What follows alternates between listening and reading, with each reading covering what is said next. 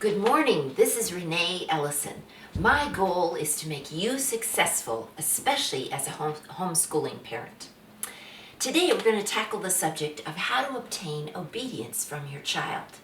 Now, because our culture is getting more and more liberal in child training, some parents don't even think you can do this anymore, that you can't get obedience when you want it. Well, it's important to understand the steps for achieving it because it is achievable.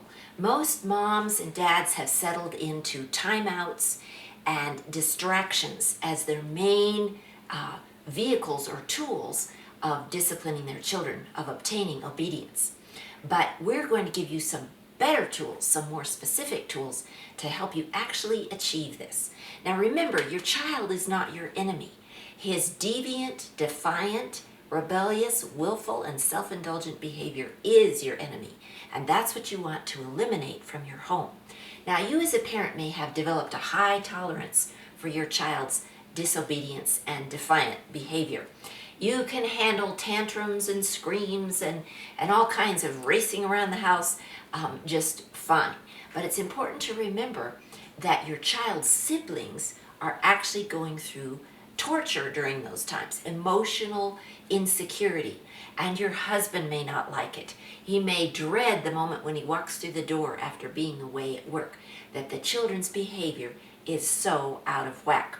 One man told me one time, he was the father of 7 children, and he said the reason people don't have a lot of children is because they don't discipline their children. So if you discipline your children, you enjoy them. If you don't, you have head knockers every day, and it becomes a little battleground. Okay, so your goal is to eliminate destructive behavior and to get instant obedience. Know that your enemy, you have to know your enemy when you're going at eradicating certain behaviors. And this enemy in your little child is one that has a weakness in his own defiance, and he doesn't even know it, and you probably don't know it, but his weakness is that he actually loves boundaries. So you want to establish some firm boundaries for him, and when you do, he will just wilt and melt over the long haul. So you know that your enemy has a weak spot, and that is that he loves boundaries. So keep that in mind. The second thing is that your little child came forth out of the birth canal as a little lawyer looking for loopholes. Children are masterful lawyers. They look for loopholes and they want to talk you out of what you have just asked them to do. And so pretty soon you're really taken with their reason and you think, well, yeah, their reason's a good reason, and you have lost control over getting obedience over your own word. So I'm going to give you 2 little strategies. One is control your child's behavior at the letting out of waters.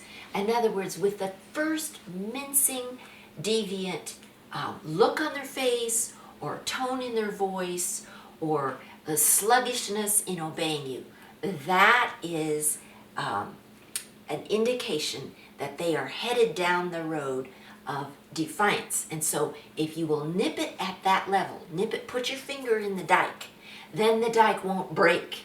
So you have to be very alert to those first little excursions. Nip those in the bud, and many times you won't have those big blowouts. Okay, so that's your first principle, is to nip it in the bud. Be alert for tiny little excursions in deviance. I used to train student teachers, and I would tell them, if you say to the class you need to be quiet, well then the first whispers need to be landed on with force.